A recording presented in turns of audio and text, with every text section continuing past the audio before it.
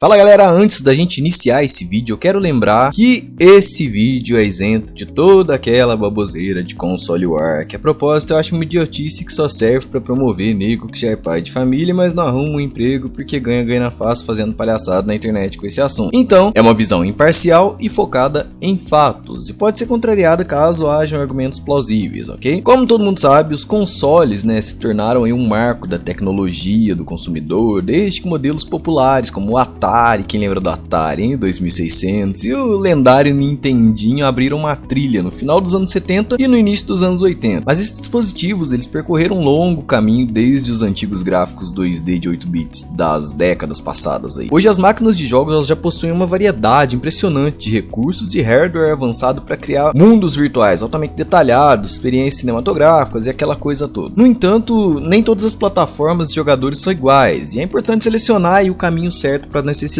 e gosto, entre necessidade e gosto. Por isso, trago esse tipo de conteúdo ao canal, focado em ajudar quem ainda está fazendo a sua escolha ou para quem está pensando em mudar de plataforma. Começando aí com o nosso PlayStation 4 Pro. A Sony é um dos principais nomes dos consoles, desde que o clássico PlayStation foi lançado lá em 94 e a oferta mais recente não decepciona. PlayStation 4 Pro é a revisão mais recente do PS4 original de 2013. Possui uma GPU atualizada que oferece ao console capacidade de rodar jogos em 4K e desempenho aprimorado com o PlayStation VR, o próprio headset de realidade virtual da Sony. O PS4 ele também vem com um controlador DualShock reprojetado e muito aprimorado, O mais novo DualShock está entre os melhores gamepads já criados. Não sou eu que tô dizendo, tem fontes com isso, mas enfim. Também funciona como um fantástico controlador de PC de acordo com o Wirecutter. O Wirecutter, para quem não conhece, é um site que faz a mediação, faz as pesquisas para descobrir qual é o maior público de games, de consoles e essa coisa toda, o que é confortável, o que não é. Antes do anúncio do lançamento do Xbox One X, o PS4 Pro era o único console de jogos capaz de rodar aí jogos em resolução 4K, 3840 por 2160. No momento, a reprodução em 4K ela está disponível em um número selecionado aí de títulos, não são todos, Naturalmente, você pode aproveitar ao máximo esse recurso se possuir uma televisão 4K Ultra HD. No entanto, o poder de processamento aprimorado do Pro ainda oferece um melhor desempenho, com menores taxas de quadros, jogabilidade mais suave, mesmo se você não estiver jogando numa TV de 4K ou compatível. Um console 4K também é mais ou menos aí uma garantia de futuro, Se você decidir atualizar sua TV um dia aí, você não vai precisar comprar um console novo. Além do hardware, aprimorado e recursos 4K HDR, o PlayStation ele é uma ótima opção quando se trata de títulos. Eu particularmente gosto bastante dos títulos do PlayStation. Não tenho um PlayStation por questões de, para mim, comprar e jogar só alguns títulos para mim não compensa. Então, por exemplo, God of War, Bloodborne, Last of Us, que inclusive é um hypezaço para 2020 aí com a segunda parte do jogo, Horizon Zero Dawn, que também é um jogaço, que até deu uma polêmica da Sony ter dado a entender que ia sair para PC, mas vamos ver. E o Days Gone, que lançou no fim do ano passado, e eu que sou louco por temática de zumbi, gostei bastante, certo? E muito mais. Só que é sujeito a gosto. Se é do tipo que cansa de franquia exclusiva, vai com outras opções. Esse vídeo vai te apresentar algumas opções diferentes. De longe, a maior desvantagem do PS4 atualmente é a curiosa falta de um player de Blu-ray 4K.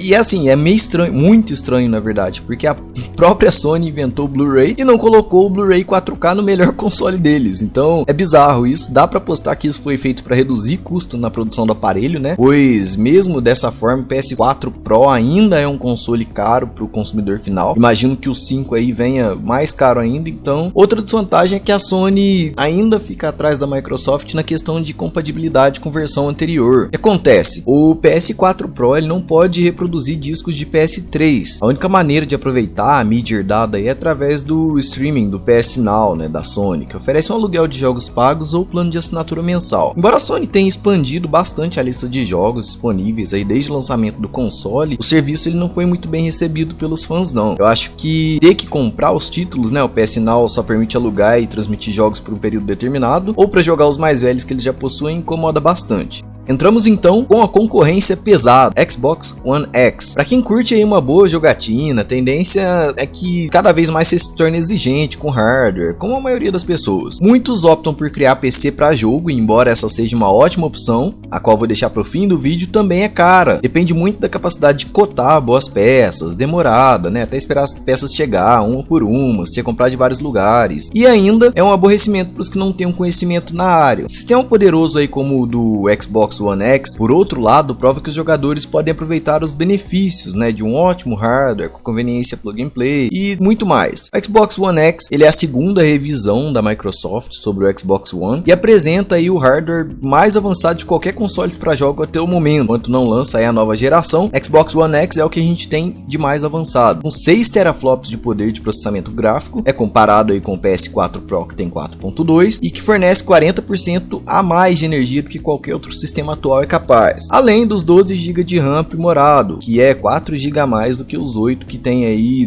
dos consoles padrão moderno, né, como PS4 e o Xbox One original. Como eu já deixei bem claro, o Xbox mais poderoso ele contribui para uma experiência aprimorada aí, mesmo se você não estiver jogando em 4K, embora se você considera um entusiasta de jogos, bem provável que você já tenha uma TV assim, né, ou planeja adquirir, mas os desenvolvedores eles deixaram claro que vão poder tirar proveito, né, do Xbox One X para os próximos jogos, enquanto a Microsoft garantiu que esses títulos mais recentes ainda vão poder ser reproduzidos nos próximos consoles, né, embora com especificações mais baixas. Junto com o poder aprimorado, o Xbox One X traz recursos como um reprodutor de Blu-ray 4K, a omissão mais notável aí do concorrente, né, o PS4 Pro. Opções de streaming de multimídia também estão presentes, compatibilidade retroativa com muitos jogos do Xbox 360 e a Microsoft está começando a lançar também suporte, né, para títulos originais do Xbox, aquele antigão, caixotão, que todo mundo teve um. Todo mundo queria ter um, né? Isso dá ao Xbox One X uma grande vantagem sobre o PS4 para jogadores aí que queiram aproveitar os antigos favoritos aí, né? Uma coisa que falta no Xbox, no entanto, é um fone de ouvido VR dedicado, coisa que o PS4 Pro tem e que a Microsoft ainda permanece bem atrás nessa curva do VR, né? Parece que não pretende trazer tão cedo. Já como terceira opção, a gente tem o Nintendo Switch. Quando eu tava escrevendo o texto para esse vídeo, eu fiquei em dúvida se eu ia trazer o Switch para a lista, já que dessa lista é o console mais específico aí se tratando de coisas como mobilidade, condição de uso. Porém, a Nintendo é uma marca que precisa de pouca introdução. A empresa japonesa ela tornou os consoles de jogos mainstream, né, e provavelmente salvou a indústria de jogos com o lançamento em 83 do Famicom, mais tarde lançando no ocidente o agora lendário Nintendo Entertainment System. A Nintendo ela continuou inovando e redefiniu praticamente o mercado dos jogos domésticos com produtos exclusivos, né, como o Wii, por exemplo, controlado por movimento e que acabou se tornando aí um ícone por simplesmente ser usado com outras estratégias, né. Pelo que eu vi uma época tinha gente usando o Wii em clínica de recuperação, pessoal com deficiência de mobilidade, né. E o novo Switch, por ser o design de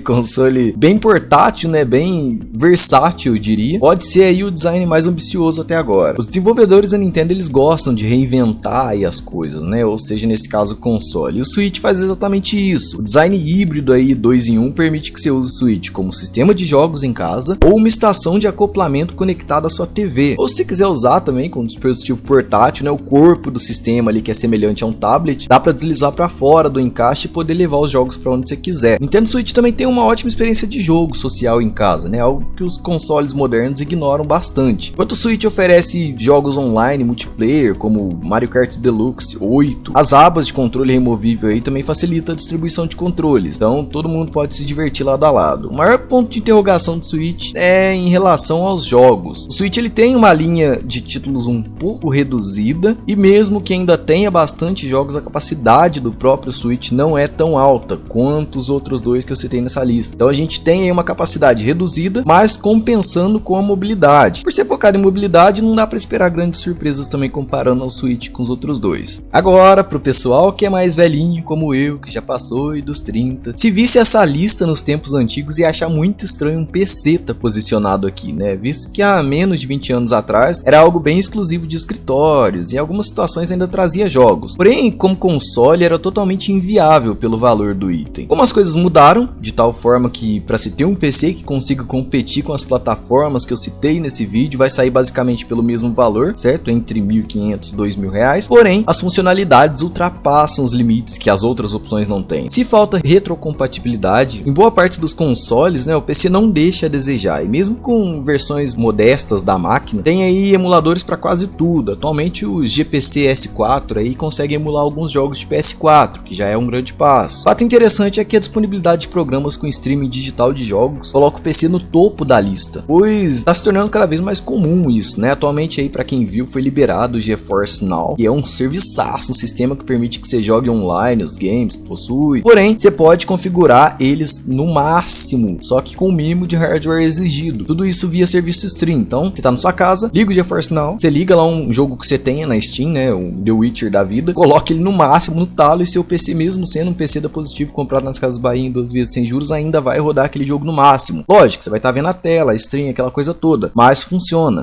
Quanto a esse tipo de serviço aí, é só o tempo dele se tornar aliado de boas conexões de internet, ou mesmo de um servidor latino para esse serviço, e qualquer PC mais ou menos focado em jogo aí vai rodar tudo, certo? Obviamente menos os exclusivos de console. Ou seja, será mesmo que o reinado aí dos consoles ainda persista? Resta saber se as empresas elas vão focar em novas tecnologias. Uma coisa é certa, né? Apesar do preço das peças do PC high-end para PC ser bem salgado, é difícil chegar no nível de comparar as plataformas com um sistema totalmente editável. E olha que eu nem citei as outras funções do PC, né? Multifunção, basicamente. Resumindo, PS4 Pro, se você curte exclusivos e gráficos, né? Xbox One X, se você curte retrocompatibilidade, gráficos avançados sem tanto esforço no game. Nintendo Switch, se você gosta da mobilidade, sempre tem uma turminha por perto. E o PC, que ainda que seja uma opção que exige um pouco aí de conhecimento na área, é a melhor opção para ter variedade de escolhas e liberdade na hora de jogar. Pecando em mobilidade, obviamente, mas compensando com multitarefas. No mais, fico por aqui, aguardo opiniões nos comentários e se curtiram, por favor, não se esqueçam daquele like maroto e de se inscrever no canal. Tamo junto, valeu!